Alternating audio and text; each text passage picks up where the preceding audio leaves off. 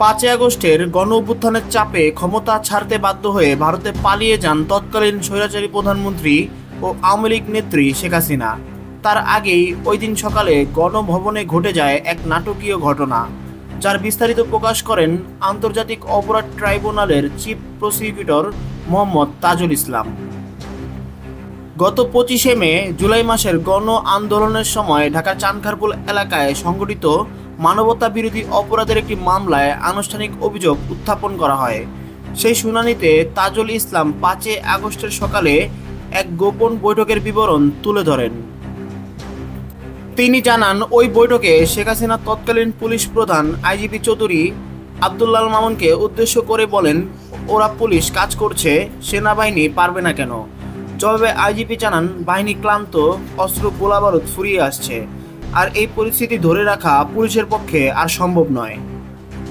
পরিস্থিতির ভয়াবহতা বিবেচনায় সামরিক কর্মকর্তারা তখন শেখ হাসিনাকে পদত্যাগ করার পরামর্শ দেন।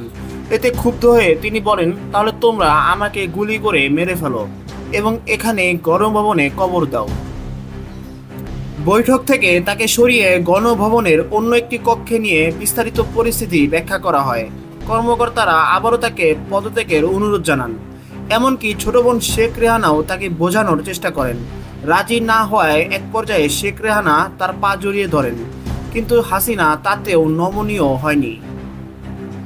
শেষ পর্যন্ত সামরিক কর্মকর্তারা হাসিনার ছেলে সজীব অজিত জয়ের সঙ্গে কথা বলেন এবং তাকে জানানো হয়, প্রধানমন্ত্রী শেখ হাসিনা যদি এখনই পদত্যাগ না করেন তবে তার জীবন ঝুঁকির মুখে পড়তে পারে। পরিস্থিতির গুরুত্ব অনুধাবন করে জয় মাকে বুঝিয়ে রাজি করান। চিফ প্রসিকিউটর জানান, জয়ের কথাতেই শেষমেশ পদত্যাগের সিদ্ধান্ত নেন শেখ হাসিনা। পরে সেনা প্রধান জাতির উদ্দেশ্যে ভাষণের ঠিক আগে তিনি দেশ ত্যাগ করে ভারতে চলে যান।